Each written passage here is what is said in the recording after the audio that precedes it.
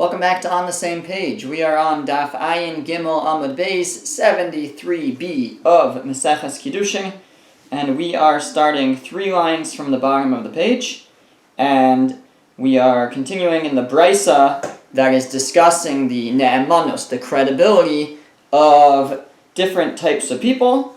First, it spoke about a midwife, her credibility in reporting the status of the baby, if there are different babies in the room, who's a Kohen, who's a Levi, who's a Mamzer, etc. And now the Gemara comes back to the Brisa and it says as follows: Ne'eman Baal Mekach Lomar Lezeh Macharti Ulezeh Lo Macharti. A seller is believed to say, I sold it to him and I did not sell it to him. So there's some kind of dispute going on as to who he sold an item to, and he's believed to say which person he sold it to. Says the Brisa B'ameh Dvarim Amurim, when are these words said? Bizman shemekcho biyado. That's as long as the item is still in his hands. He hasn't given it to them and they're fighting over it. Aval ein mekcho biyado, but if the item is no longer in his hands, eino ne'eman, he is not believed. Now, before we explain this, I want to read the next line of the Gemara and then come back and explain what's going on, because the next line sets up the scenario a bit better for us. Because the Gemara asks on the top of the next page, "V'nechzi zuzi mima nakat." Why don't we just see whose money he took from? I mean, unless we could say they're arguing over whether they paid, but the Gemara is asking as if we would know whoever paid, that's who he sold it to. So why don't we just see who paid? So the Gemara says the lo tzricha. No, we need it for a case dinakat mitarvayu. We're talking here about a case where, yes, if he had only taken money from one person, then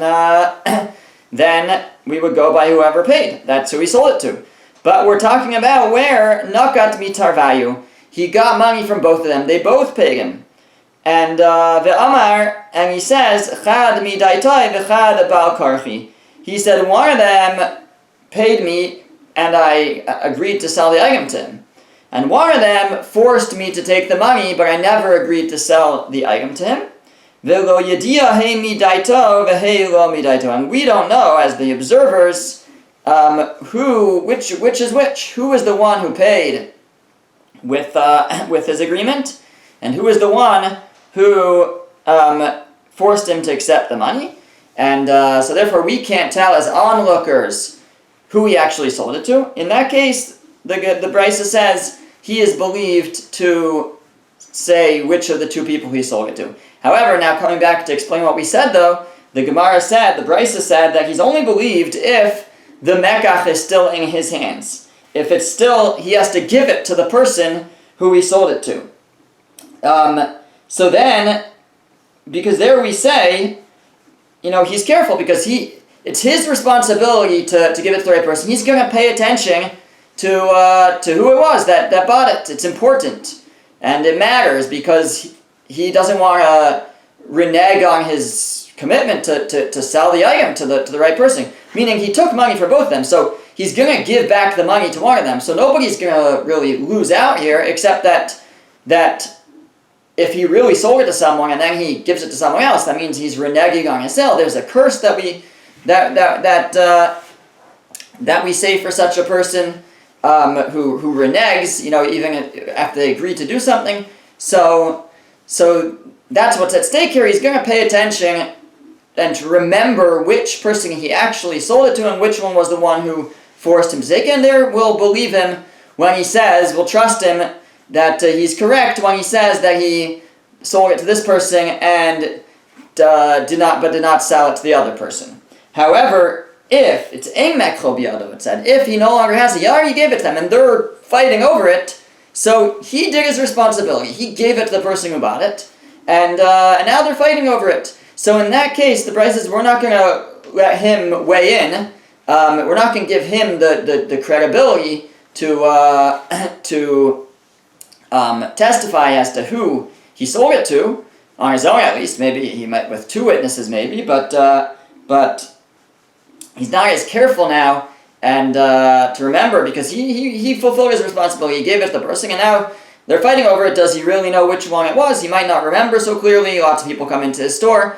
In that case, once it's no longer in his hands, we will not believe him. We won't give him the credibility to say which person he sold it to, and they'll have to work out their dispute in a different way. Okay, the Gemara continues now. We're on the top of Ayin Dal Amar Aleph 74a, 3 lines down, at the end of the line, and now the Gemara quotes another case in the Brisa. Ne'eman dayan alomar, a judge is believed to say, L'zeh zachisi, l'zeh chayavti. This one I merited, this one I awarded the money, and this one I obligated to pay. We have a dispute, a litigation, and the judge, they walk out of court. Well, actually, we shouldn't say that. There's a conclusion reached, and now for some reason it's in question what the conclusion was, and the judge is trusted to say that he awarded this person and he obligated this person. Says the Brisa, Bamed Dvar Mamur, and when are these words said? Shebale dinim omdim lefanav. That's if the litigants are still standing in front of him. That's when we give him the credibility to say who he awarded and who he obligated to pay.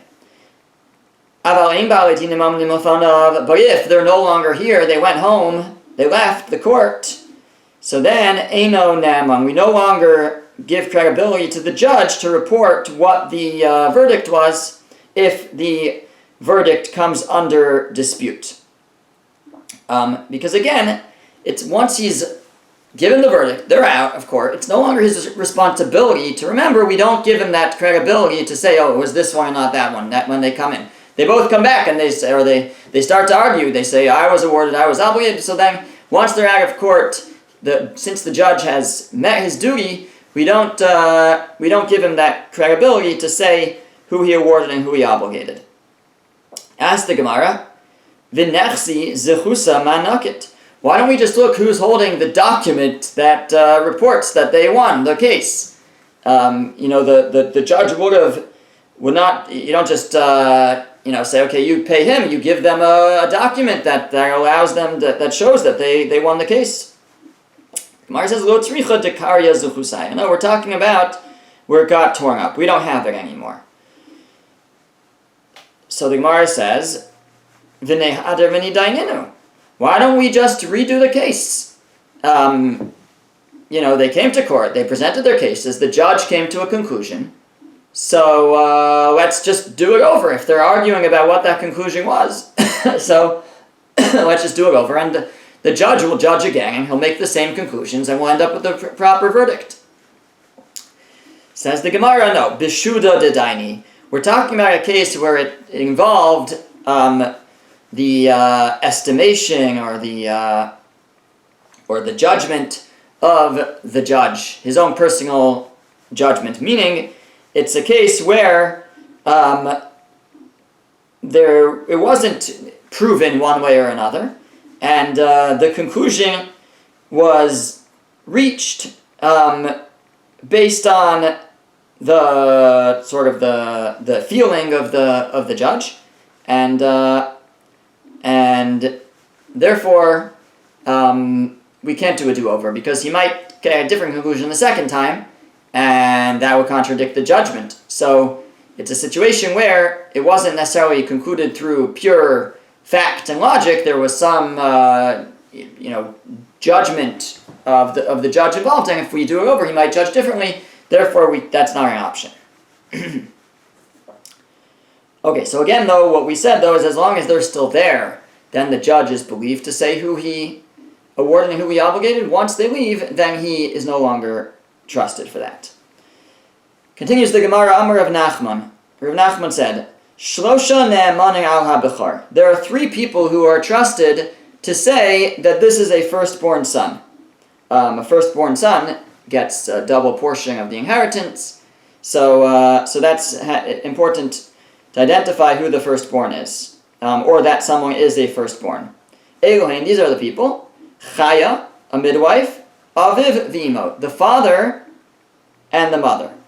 They're each, and we'll see the circumstances in a moment, but they're each believed if they say, yeah, this is the firstborn son of so-and-so. Chaya la'alter. When is the midwife believed? Immediately. Meaning if she reports it right away. This comes back to like we talked about in the last Amud, that you can have a situation where there's multiple births in the same room and the babies are moved around, etc. Whose child is whose? And a midwife, as long as it's immediate that they haven't left the room, so then she can say, yeah, this baby is with this mother, and that means that the baby is a firstborn, etc. Later, after the baby leaves, or a week later, or a month later, or a year later, then the midwife has no special credibility. Imo, what about the mother of the baby? Kol Shiva.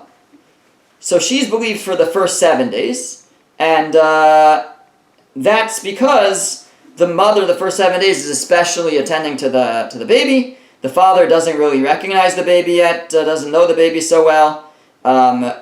We're talking about a boy here. A bechor is a baby boy. He hasn't had his bris yet. Once he has his bris on day 8, so then it's the father's job to identify him, as we'll see in a moment. So for the first 7 days, it's the mother who can identify the child as this is our firstborn son. Obviously, they don't have any other sons yet, but that if she says this is my son, then she would be believed. And then Aviv L'olam, the father though is always believed. That to say that this is my son and that he's a firstborn. Kiddushin, like we learned in a brisa, it's learned from a pasuk. The pasuk says Yakir. So this is in Parshas. I think it's in Kiseitze, where it talks about where there's a firstborn son of a sinua, of a hated wife, and a son of the non-hated wife, of the loved wife, and even though it's the firstborn son of the hated wife, he's the firstborn, he still gets the double portion. So over there it says the bechor ben sinua yakir, the bechor, the firstborn of the sinua, of the hated one, yakir, he will recognize to give him double portion. So yakir, he will recognize him, says the Gemara, yakirenu lachem. What that means is he will recognize him, he will identify him to others. That pasuk teaches us, that verse teaches us that the father has ne'emanas, he has credibility to identify this is my firstborn son, and he gets a double portion.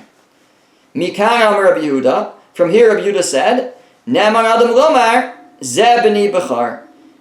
From here you learn that a man is believed to say this is my firstborn son. Right? You can have that young children, older children, adult children, they can't necessarily always tell who's older. So how do we know who gets the double portion? The father is believed to say which is the firstborn son. The Gemara continues, says, just as the father is believed to say this my son is a firstborn, so too he's believed to say Zeh ben Gerusha, this son is the son of a divorcee. Meaning if he's a Kohen, he's not allowed to marry a divorcee, and if he does, the child is a halal, is disqualified from kahuna, can't serve as a Kohen, and the father is believed to say, I produced this son with a divorcee. V'zeh ben chalutza, or he could say this is the son of a chalutza. Chalutza is a woman who got chalitza, who fell to yibum, and they chose the chalitza route to that they did not do yibum, but she's also forbidden to a Kohen, and would render, if he marries her, would render the child halal. The father is believed to say that.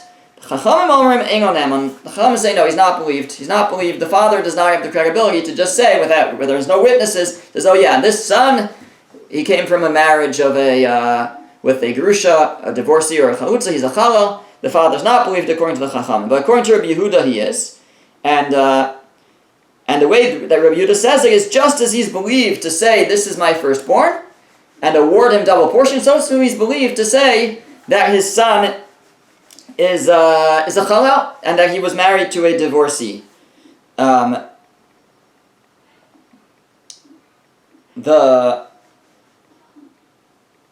asked why. What? Just because he's believed to award his son a double portion, why does that mean he's believed to disqualify his son? So Tosfos has two answers. Tosfos says, number one, you see from the fact that he's believed to say that this is a firstborn son, so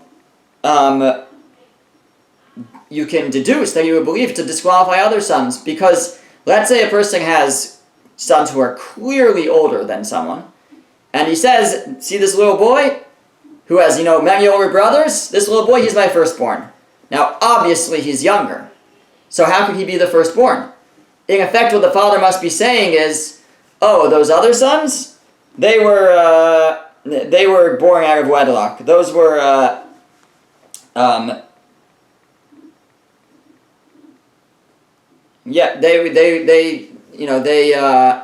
way Tosfos says it is he's rendering them as mamzerim. I guess he's saying, oh, they're not my sons, right? I guess, if we know that we have the mother, and there's a bunch of sons, and he says, this is my firstborn son, he's saying, all the older boys are not my sons. The mother committed adultery.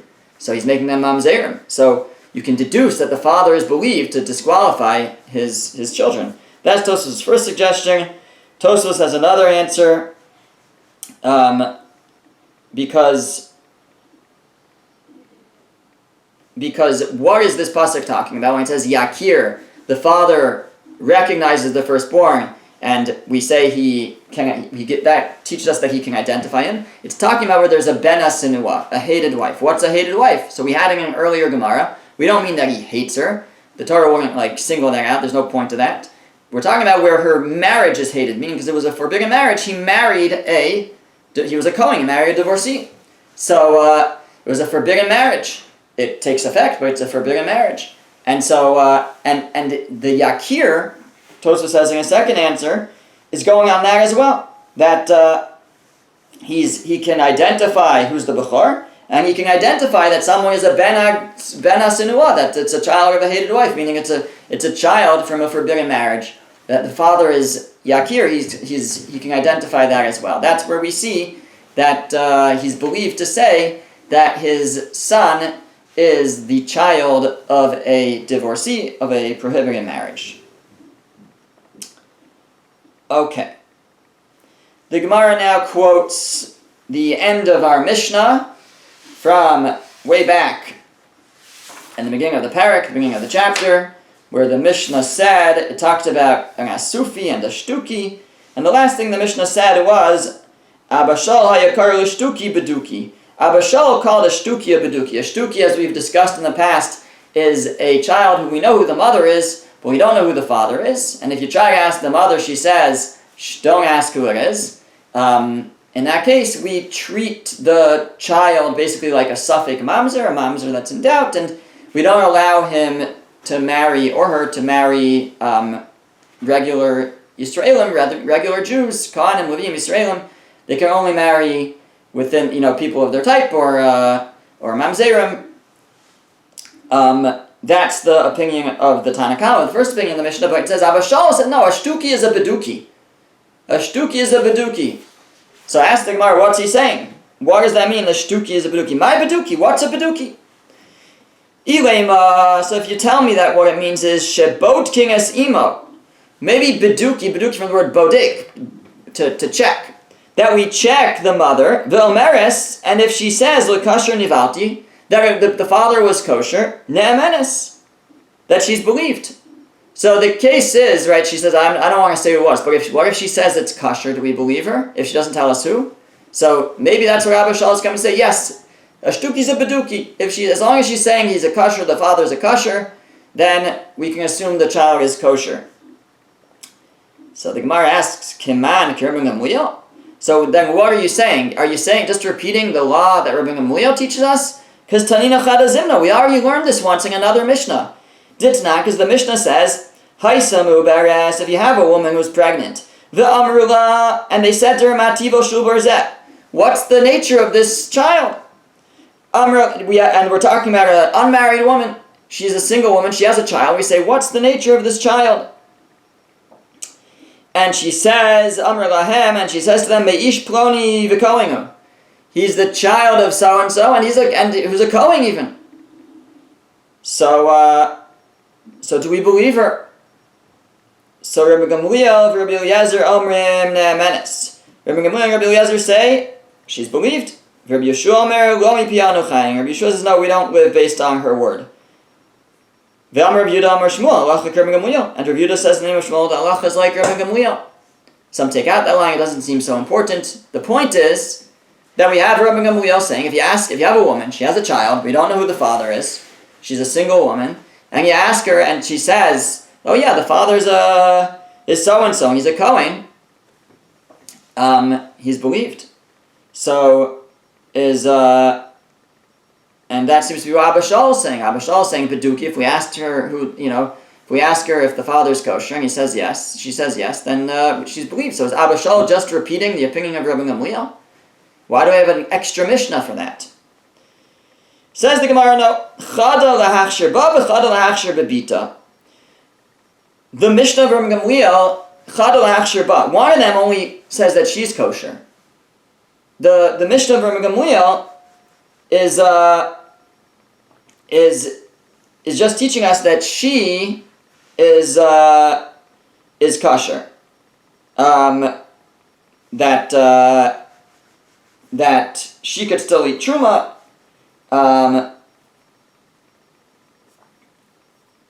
She doesn't become a chalala as a result of.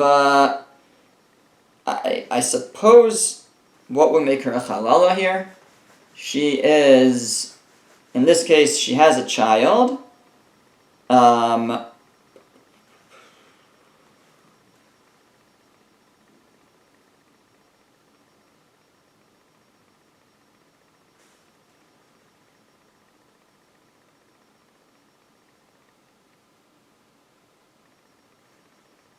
Okay, I'm not entirely sure actually why she would become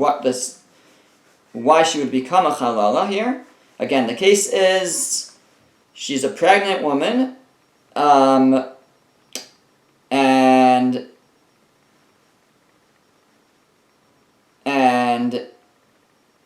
we say, what's the nature of this child? And she says, it's from so-and-so, and he's a Kohen. So she's believed. It doesn't make her into a chalala. Okay, I'm not sure why that would make her into a chalala, but we'll have to leave that aside for now. And what Rabbi Shaul will be coming to tell us is that not only is the mother kosher, but even the child is kosher. Even the child is kosher. We mean we believe the mother both with regards to herself and with regards to the child, that the child should not become disqualified. Because how do we know that? Because Abba Shaul is talking about a shtuki. The shtuki is the child. We have this child, and we find this baby, and the mother says, "Oh yeah, it's from a kosher," and the shtuki is a beduki. Abba Shaul says he's baduk, he's checked, he's good. We don't disqualify the child. So the Gemara says, "Hanicha leman da'amar l'divrei hamachshir ba'apostel bebita." So that fits according to the opinion with regards to Rabbi Gamliel, that the one that when Rabbi Gamliel said that she's kosher, he meant, but the daughter's puzzle. But according to the opinion with regards to the Mishnah of Rabbi Gamliel, that not only is the mother kosher, Rabbi Gamliel is not only saying the mother's kosher, but the child's also kosher. So then Abba Shaul Maya also Lashminos. Then what is Abba Shaul adding? That takes away our whole answer. Because according to their opinion, this is in the Gemara in Ksubos where that Mishnah appears. According to their opinion, Rabbi Gamliel is also saying the child's fine. So what's Abba Shaul adding? So the Gemara says, "The Abba Shaul adifa mid Rabbi Gamliel." No, Abba Shaul is saying something more than Rabbi Gamliel. De'imei hasam, because if all I had was Rabbi Gamliel, hava mina, I would have said hasam derov ksherin etzla. There's a case where most of the people are kosher to her, and there we believe her to say that the husband's a kosher. Meaning when you have a majority, we can believe her. But in a situation where most of the people are actually disqualified to her, Emolo, maybe I would say that we don't believe her. Tzricha, that's why we need Abba Shal. What Abba Shal is coming to add is even in a case where the majority of people would be puzzled to her. What would be a case like that? So either the case could be where she's an arusa, she's betrothed. If she's betrothed, then she's we don't assume that her relations are with her husband, with her fiance, because they're not fully married yet. So it could be anyone. But everybody else is forbidden to her. So the majority is forbidden to her. So you might have said, we can't believe her, because most people are forbidden to her, and will render the child a mamzer.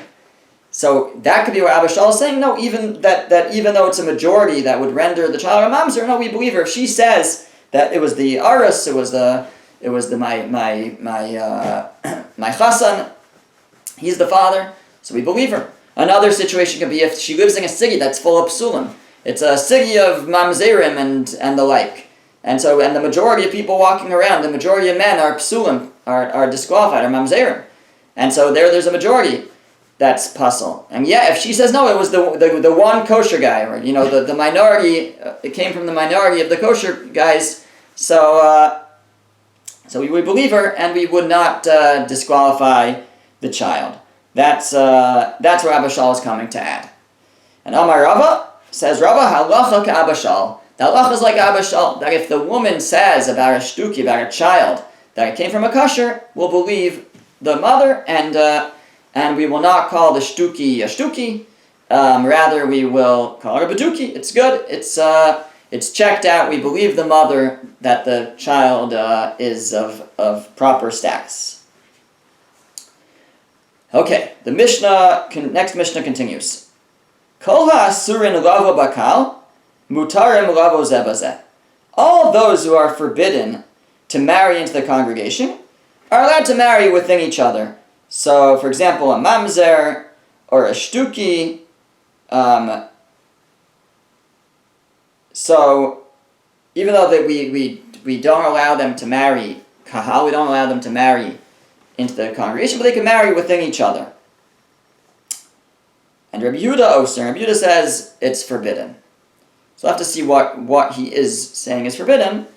We'll also have to see what this is adding, because the first Mishnah also said that it told us who's allowed to marry who.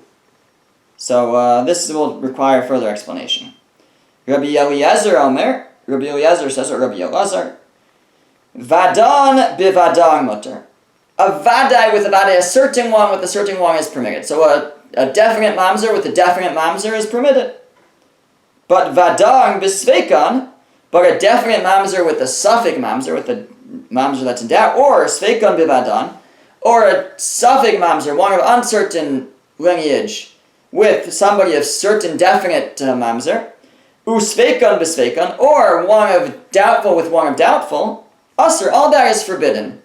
He doesn't allow somebody who's in doubt to marry a definite mamzer. Even one who's in doubt can't marry another one in doubt, because one might be a mamzer and one might not be.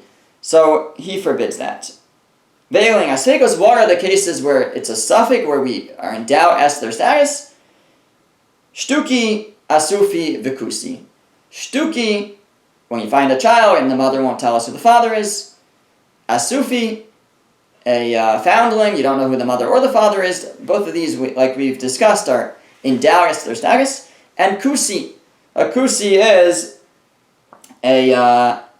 we call them Samaritans, because they came from Shomron. They were actually, Rashi explains to us that they were actually from a place called Kusa, and that's why they're called Kusim. But Sancherev, the king of Ashur, when he mixed people up, he settled them in Shomron. And that's where they get their name, the Shomronim, the Samaritans. And they had a questionable conversion. They were forced to convert in the days of sometime following that. And fine, so they're of doubtful status. Also, the Gemara later will discuss exactly what the question is regarding their lineage. So for today's Gemara, we're just going to introduce the question on the beginning of the Mishnah. The beginning of the Mishnah said, all those who are forbidden to marry in the kahal are allowed to marry each other. And Rabbi Yehuda said, Rabbi Yehuda oser. Rabbi Yehuda said it's forbidden. So ask the Gemara, "My kol asurin lava bakal." What do we mean? All those who are forbidden to marry in the congregation are allowed to marry within each other. If what we mean is the mamzerim and the nesinim. The nesinim were the people, the givonim. They converted in the days of Yoshua. The shtuki and the asufi, those who are in doubt. Hatar le'reisha. But that was already in the first Mishnah, so that can't be what this Mishnah is saying. It says in the first Mishnah, mamzeri unesini shtuki v'asufi mutarim lavo zebazeh, that they're all allowed to marry each other.